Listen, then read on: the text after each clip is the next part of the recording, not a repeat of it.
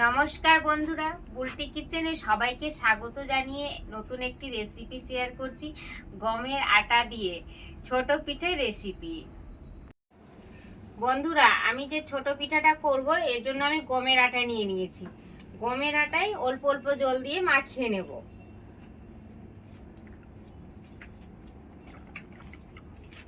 অল্প অল্প জল দিয়ে মাখাবেন বন্ধুরা, একসঙ্গে জল ঢেলে দেবেন না, তাহলে একদমই পিঠেটা হবে না, আটাও মাখানো হবে না।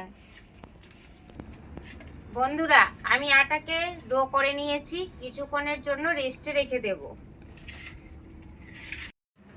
বন্ধুরা, আমি নারকেলগুলো ফাটিয়ে নিয়েছি, এবার নারকেলগুলোকে আমি কুড়ে নেব এইভাবে করে।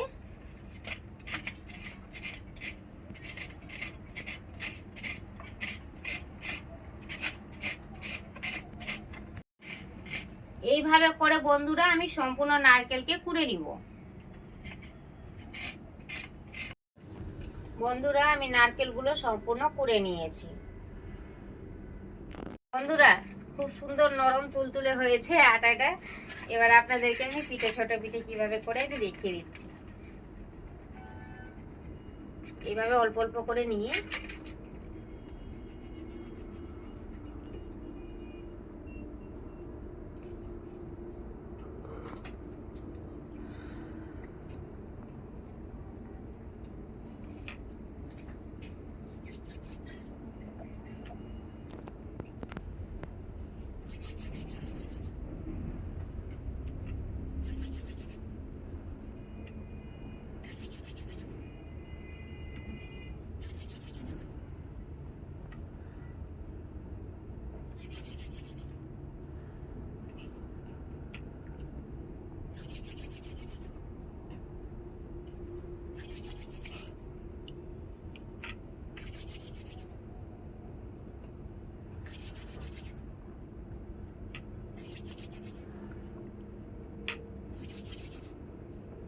এভাবে বন্ধুরা আমি সম্পূর্ণটা পিঠে বানিয়ে নেব।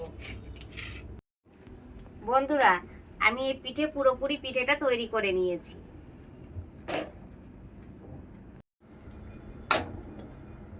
বন্ধুরা, পিঠের জন্য আমি দুধটা ভালোভাবে গরম করে নিয়েছি। এবার পিঠেগুলো ছেড়ে দেব।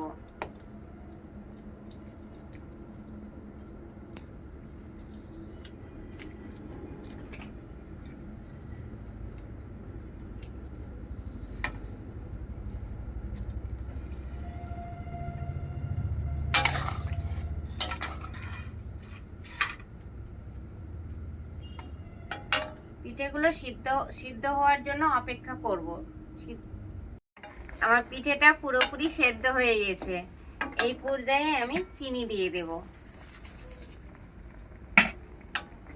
নেড়ে নেব। আপনারা যেমন মিষ্টি খেতে পছন্দ করেন বন্ধুরা, সেই হিসেবে আপনারা চিনি দেবেন। এবার আমি নারকেল যে কুড়িয়ে রেখেছি, নারকেল কুড়ো দিয়ে দেব।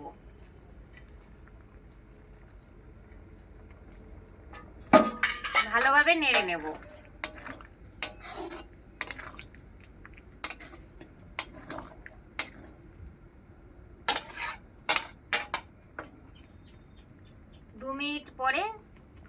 দু মিনিটের পর অপেক্ষা করছি। বন্ধুরা, আমার পিঠে রেডি হয়ে গেছে। এবার আমি বন্ধ করে দেব গ্যাস, ঢেলে নেব।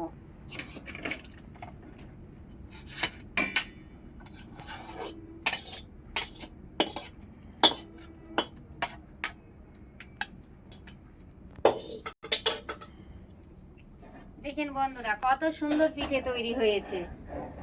আমি যেভাবে সহজ পদ্ধতিতে পিঠেটা বানালাম বন্ধুরা, আপনারা অবশ্যই একবার হলেও বানিয়ে খাবেন, খুবই ভালো লাগবে।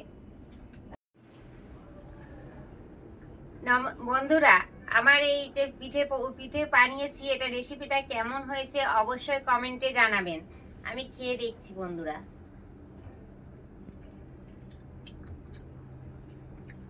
খুব ভালো হয়েছে বন্ধুরা, খুব টেস্ট হয়েছে।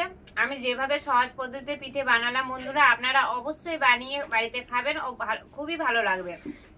আর আমার রেসিপিটা কেমন হয়েছে, আমার রান্নাটা কেমন হয়েছে অবশ্যই কমেন্টে জানাবেন। বেশি বেশি করে শেয়ার করে দিবেন বন্ধুরা, যাতে সকলের কাছে আমার এই রেসিপিটা পৌঁছে যায়।